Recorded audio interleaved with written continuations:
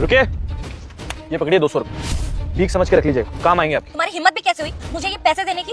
और मुझे ना ये कोई भीख नहीं चाहिए, रखो अपने पास। लगता है तुम मुझे जानते नहीं हो कि मैं कौन हूँ। आप कोई भी हो, लेकिन मुझे इतना समझ में आ गया कि आपके पास पैसे नहीं, तभी तो उस गरीब सब्जी वाले को आप पैसे नहीं देकर आए। जाइए, दे दीजिए उसको पैसे, किसी गरीब का आंख नहीं मारना चाहिए कभी। जाइए। अच्छा, और ये बताने वाले तुम होते कौन हो? आए बड़े हीरो बनने वाले। तुम्हें पता भी मेरा भाई कौन है? एसीपी है। और अगर मैं चाहूँ ना तो तुम्हें भी इस हरकत के लिए अंदर डलवा सकती हूँ। तुम होते कौन हो मुझे ये सब बताने वाले? रखो अपने पैसे। मैडम आपको एक बात बताऊं, हर शेर को ना एक सवा शेर जरूर मिलता है, और आज आपकी किस्मत खराब है कि वो सवा शेर आपके सामने खड़ा है। एडवोकेट हूं मैं, सारे कानूनी तरीके जानता हूं। अगर ऐसे रिश्वत लेंगी ना तो आपके भाई के ऊपर भी केस करूंगा और आपके ऊपर भी केस करूंगा, समझ में आया? तो ये फालतू की बकवास मेरे सामने करने की जरूरत नहीं है। अभी नई नई ज्वाइनिंग हुई है मेरी, तो मुझे तो ऐसे केसेस चाहिए जहाँ पे कोई पुलिस वाला किसी से रिश्वत ले रहा हो, उसकी बहन किसी से बदतमीजी कर रही हो। मेरी प्रोफाइल के लिए तो बहुत अच्छा है। आप एक काम कीजिए, आप जाइए, फिर मैं बताता हूँ कि मैं क्या कर सकता हूँ आपके भाई के साथ और आपके साथ, इवन आपकी भाभी के साथ भी, क्योंकि इन्होंने भी तो साथ दिया है ना उसका। तान्या रहने दे यार, क्यों प्रॉब्लम ले रही है सर पे? तेरे भाई को पता चल गया ना कि हम उनके नाम का फायदा उठा रहे हैं, तो वो हमें मार डालेंगे और ऊपर से केस होगा, बदनामी होगी, वो अलग बड़ी बात नहीं है। सॉरी बोल और चलते हैं यहाँ से। ठीक है भाभी, ओके। देखिए, आई एम सॉरी, और मैं वो उन भैया से भी माफी मांग लूंगी और उनके पैसे भी वापस कर दूंगी। आपके पैसों की जरूरत नहीं है, रख लीजिए।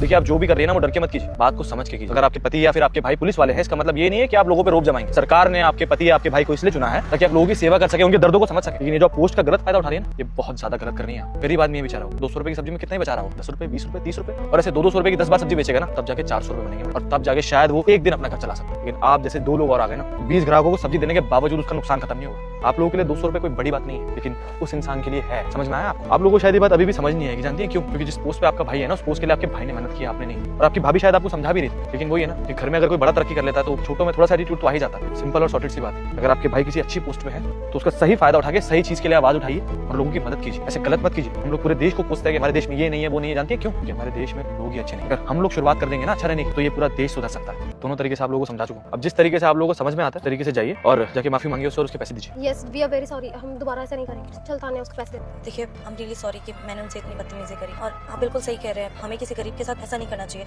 आप प्लीज ये पैसे रखिए, मैं उन भैया को अभी पैसे देकर आती जय। हूँ। भैया, आप फिर से आ गए क्या फ्री की सब्जी लेने के लिए? नहीं भैया, मुझे फ्री की सब्जी नहीं चाहिए, मैं तो बल्कि आपके ये पैसे देने आई थी। भैया मुझे माफ कर दीजिए, मैंने आपसे जो भी बदतमीजी करी। देखिए, वो भैया की पोस्ट का ना थोड़ा सा घमंड आ गया था, और हम लोगों को ना ऐसे ही सिखाया जाता है कि आप जैसे लोगों को कुछ नहीं समझते या जो भी है। माफ कर दीजिए भैया, मैंने आपके साथ बहुत बुरा बर्ताव किया, और आइंदा अगर मैं कभी आपकी दुकान पर आई ना तो हमेशा जितने भी आपके पैसे बनते हैं पूरे देकर जाऊँ। धन्यवाद मैडम जी, जो आप ये मेरे पैसे देने वापस चली आई। आपको शायद पता नहीं है कि 200 रुपए हम गरीबों के लिए कितने मायने रखते हैं। इन 200 रुपए से हमारे घर में राशन आ जाता है, हमारे बच्चे कुछ खाना खा लेते हैं, और हम जैसे गरीबों को वो सोचते हैं कि हम उनसे 2-4 रुपए कमाकर महल बना लेंगे।